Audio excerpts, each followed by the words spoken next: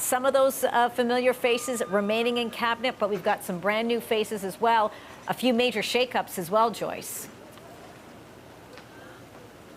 Absolutely. So some surprises, like Mélanie Joly going into foreign affairs. We knew she was up for a promotion, so that's interesting. Marc Garneau, the former foreign affairs minister, out of cabinet.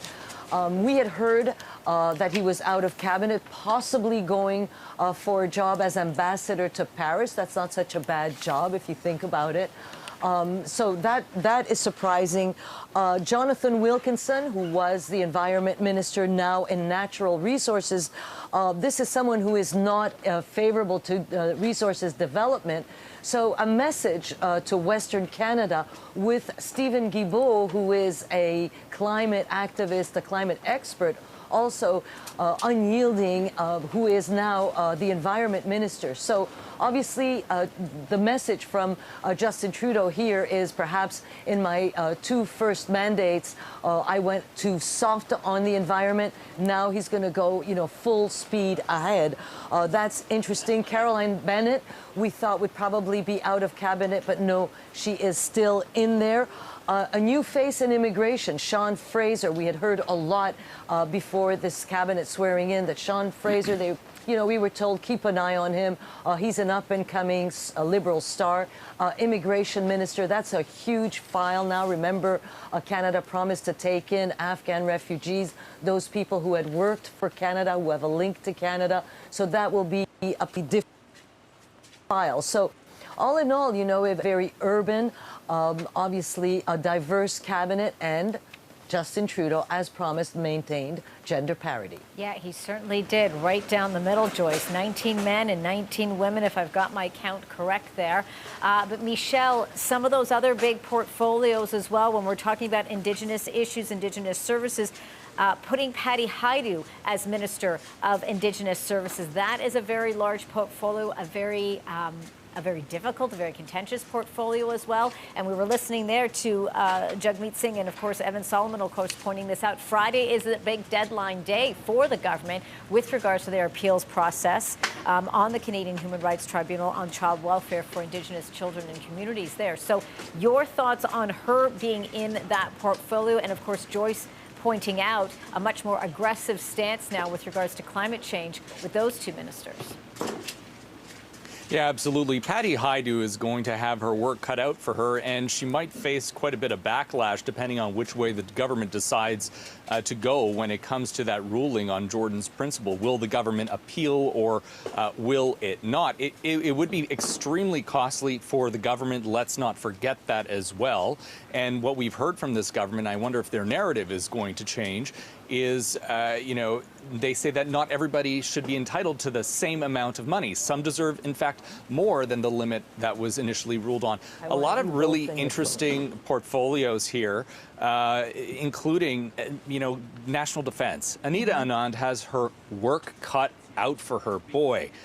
Rooting out sexual misconduct in the military. We're talking about a complete culture change, and she really needs to grab the department, grab the military, and shape it so that there is absolutely zero tolerance, that there are structures in place for appeals, that there are structures in place as well for people to make complaints where they won't feel like there will be retribution, which there has been a lot of reports about. So she definitely has a huge job ahead. And I think one of the biggest, stories of a promotion here is Mélanie Joly. She was demoted down to tourism years ago, went into economic development, now in foreign affairs. Justin Trudeau obviously thinks that she would be a good representative for Canada on the world stage. Yeah, it certainly is. And when you mentioned there, Michel, Anita Anand taking over from Harjit Sajjan, which there were several calls, Joyce, as you know, to have him step down, to have him removed. He still remains in cabinet at a different portfolio, of course, and I'm going through my notes really quickly here. You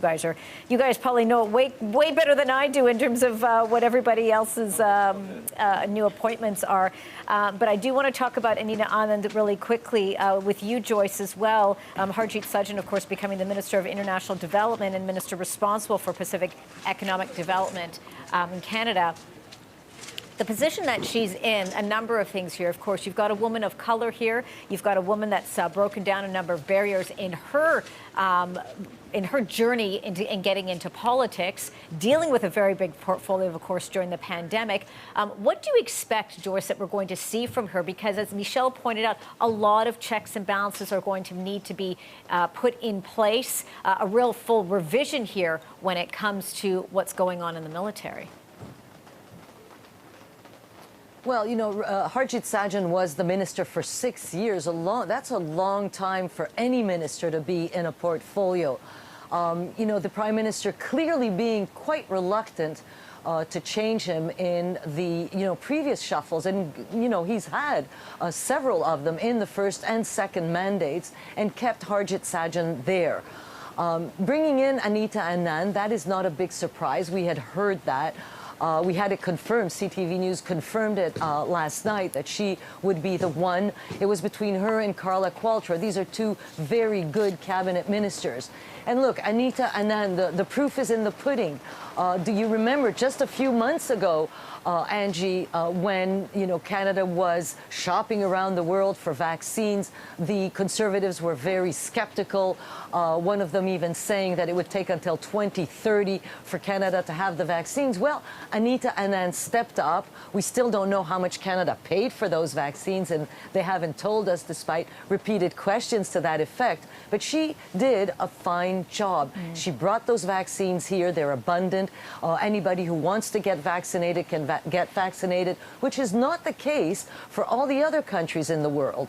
Now the debate in Canada is, okay, so what would we do with our extra vaccines? Would we give them to countries that don't have them? How about that booster shot? So this is the woman who has actually accomplished something that even those that weren't too skeptical didn't believe that she could do at the beginning of the year. So when somebody does a good job, what do? You put them in a harder job than that. And, it may prove to be an even harder job because, the fact that she's a woman is a good start. That's probably, But is that enough? Yeah. I mean, it is, a change of mentalities that you need in the Canadian military. It's a change of attitude that you need. It's a change of this sense of entitlement that the high-ranking officers have in the military. So it's a difficult task, and it's not a task that a minister alone can do.